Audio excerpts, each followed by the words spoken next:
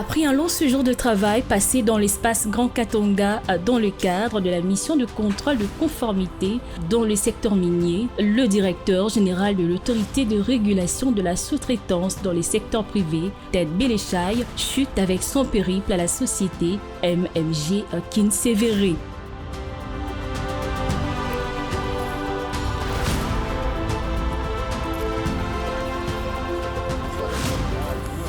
Au cœur de cette mission, évaluer l'application de la loi sur la sous-traitance, sensibiliser les sociétés principales à leurs responsabilités et s'assurer que les richesses générées par le secteur minier profitent aux entrepreneurs congolais.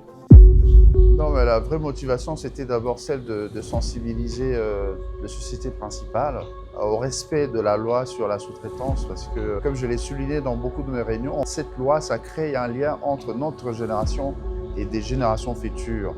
Les mines que nous sommes en train d'exploiter aujourd'hui sont épuisables.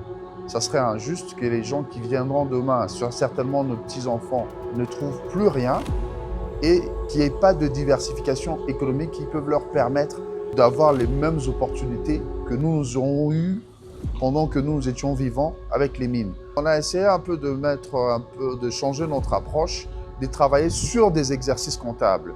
Parce que nous, on doit partir des informations fiables. Et pour une entreprise, les informations fiables, c'est dans la comptabilité. Parce que c'est dans la comptabilité qu'on sait voir l'entreprise principale a payé qui, l'entreprise principale a contracté avec qui. Il a par ailleurs invité les entreprises à abandonner les pratiques qui contournent la loi, notamment le recours aux prête-noms.